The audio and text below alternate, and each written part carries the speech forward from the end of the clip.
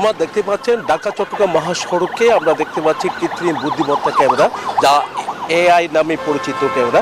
তো এটি বসানোর পরপরই কিন্তু দেখা যাচ্ছে চালকদের মধ্যে একটা অস্থিরতা সৃষ্টি হয়েছে। একই সাথে চালকদের সতর্কতাও কিন্তু দেখা যাচ্ছে। কিন্তু প্রথম দিন যেদিন এআই ক্যামেরা চালু হয়েছে সেদিন মামলার সংখ্যা কিন্তু অনেক বেড়েছে।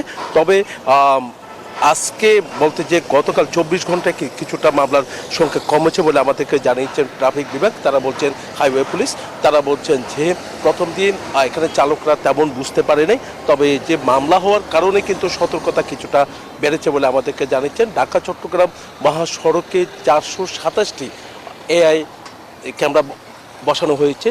মেটনাঘাট থেকে চট্টগ্রাম সিটি গেট পর্যন্ত 250 কিলোমিটার দূরত্ব এই সড়কের মধ্যে 427টি ক্যামেরা বসানো হয়েছে বলে আমরা জানতে পেরেছি।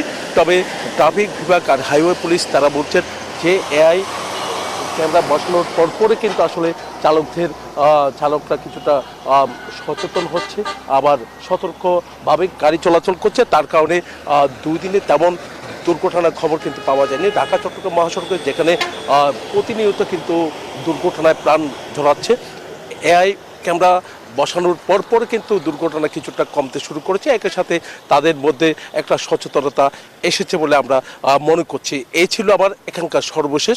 ফিরে যাচ্ছে আমার সহকর্মী অপেক্ষা করছেন নারায়ণগঞ্জে, সেখানে আছে শরীফ। আমরা একটু জানবো এআই এর ব্যবহার কখন থেকে শুরু হয়েছে, এখন বর্তমান কি অবস্থা, চালকদের মধ্যে সচেতনতা বেড়েছে কিনা।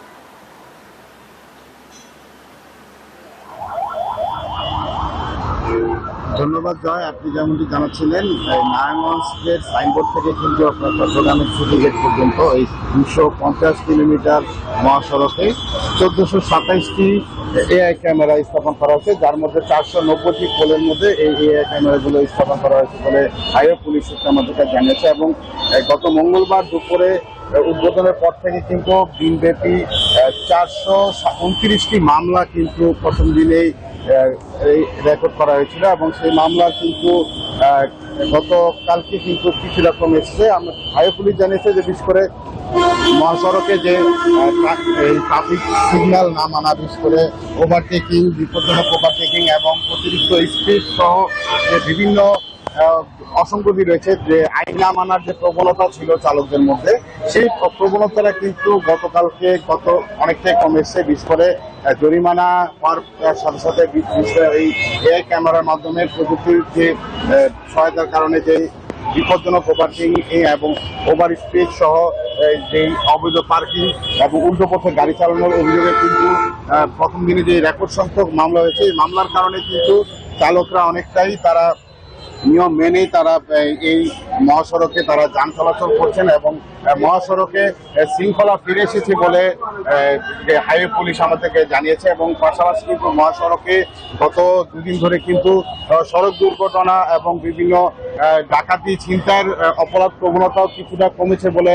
হাইওয়ে পুলিশ আমাদেরকে জানিয়েছে। এবং এখানে কিন্তু বিভিন্ন যে যানবাহন রয়েছে তারা কিন্তু অনেকটাই, যানবাহনের চালক এবং যাত্রীরাও কিন্তু স্বস্তি প্রকাশ করেছেন। তারা বলছেন যে এআই ক্যামেরার যে প্রযুক্তি, এটাও যাতে বিভিন্ন জায়গায় যেসব স্থানগুলোতে অপরাধ প্রবণতা বেশি, সেখানে যাতে এআই ক্যামেরার সংখ্যা আরো বাড়ানো হয়, যাত্রীরা বলছেন এটাই।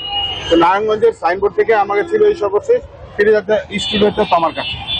সুমন, ধন্যবাদ আপনাকে। সঙ্গে ধন্যবাদ জানাচ্ছি সহকর্মী নয়ন বড়ুয়া জয়কে। পদ্মা সেতু, মেট্রো রেল এবং এলিভেটেড এক্সপ্রেসওয়ে নির্মাণের গর্বিত অংশীদার বসুন্ধরা সিমেন্ট।